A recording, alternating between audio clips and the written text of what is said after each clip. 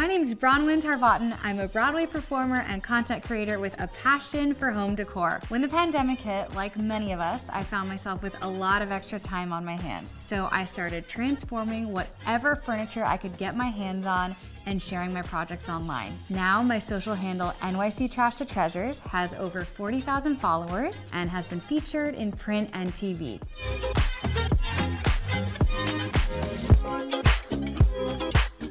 In this lesson, I'm going to introduce you to the quickest and most inexpensive way to transform something ugly you might already have into a high-end decorative piece that looks ceramic or hand-carved.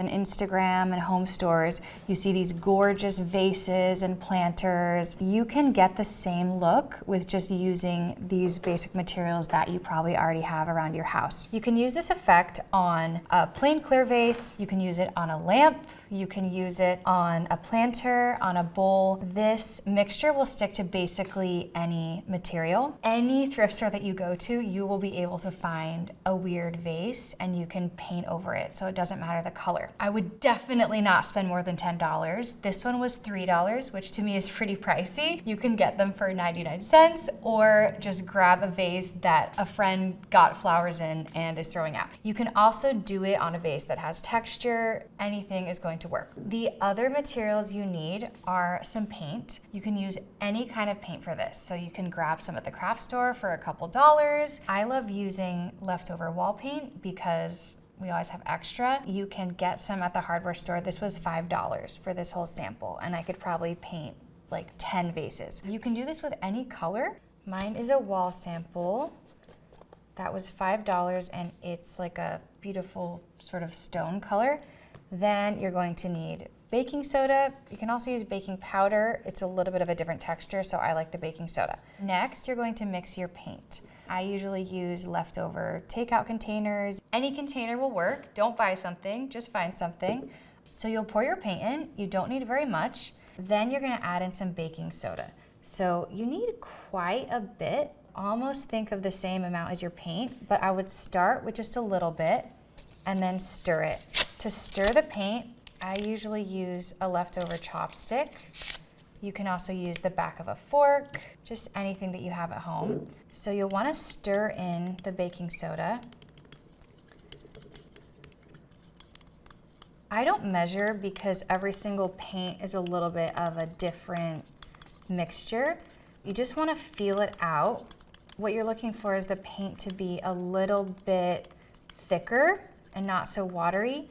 But if you get to the point where you can't stir it or it's feeling tough, then you've gone too far.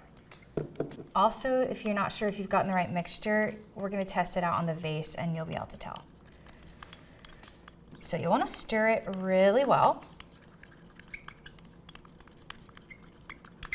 So now you can see it's getting a little bit thicker, so that's what we want.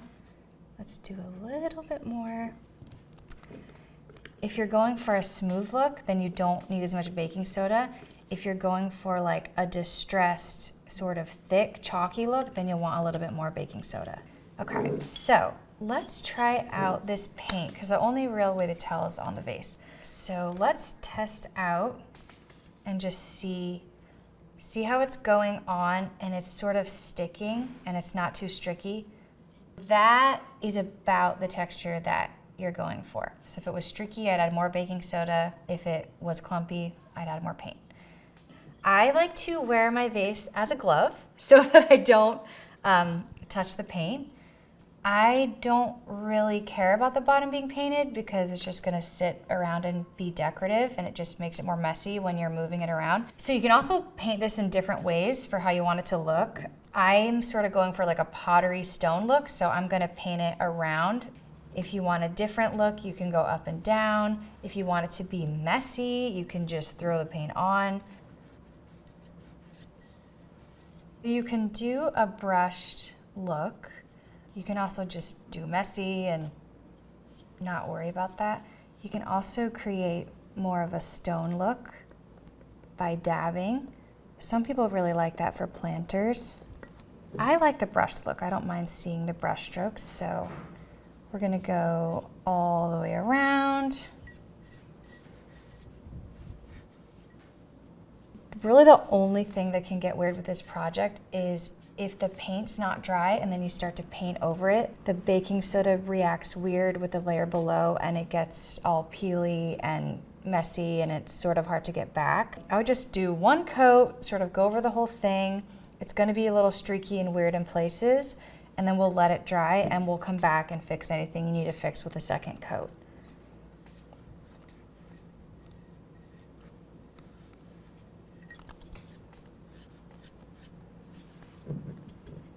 I'm gonna get as much as I can with my vase glove on.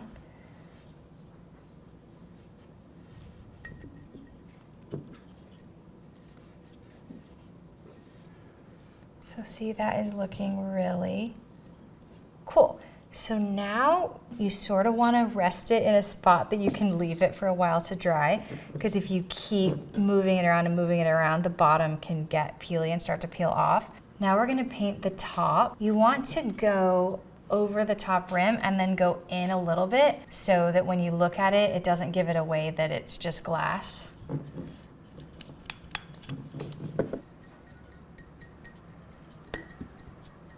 If your vase keeps tipping over, you can like drop something heavy into it.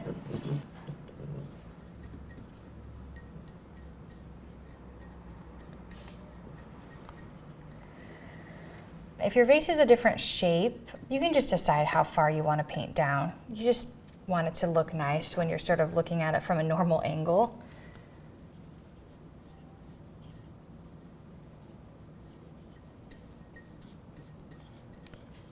So there's our first coat. It's already looking way cooler. I'm going to let it sit, wait for it to completely dry before I try to go over with another coat.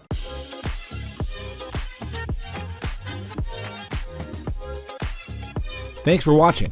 If you enjoyed this video, feel free to like and subscribe to stay up to date on all of our latest videos.